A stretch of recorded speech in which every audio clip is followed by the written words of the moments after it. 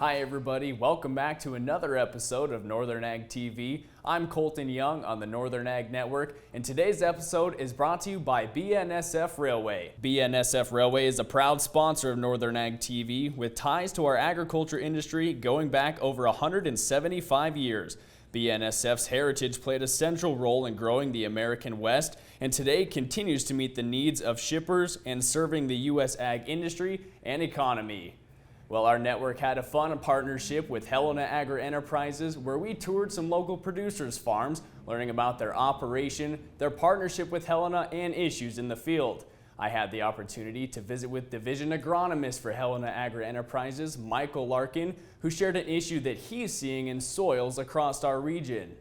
One of the emerging issues that we've seen recently in the Montana area, and it's kind of isolated in various pockets, but we're beginning to see low pH showing up in a lot of our soil tests.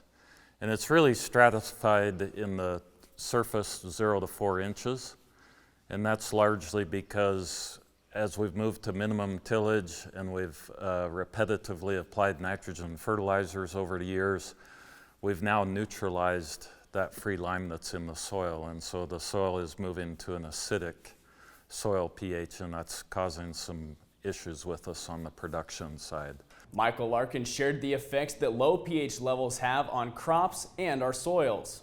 So as that pH continues to drop, as it approaches kind of the rule of thumb that I use, once we get to about 5.2 on the pH, we begin to see aluminum and manganese toxicity appearing in our plants. We can see that both in the tissue samples as well as just as we pull those young plants up, we see that those roots are stubbed off from the aluminum toxicity.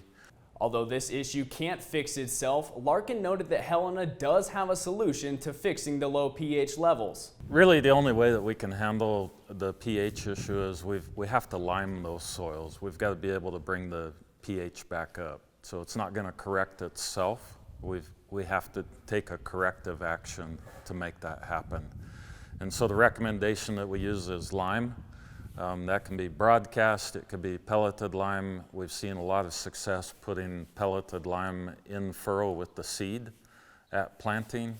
And what we're trying to do is just modify that environment immediately adjacent to the seed and help that plant get through that stratified layer of low pH.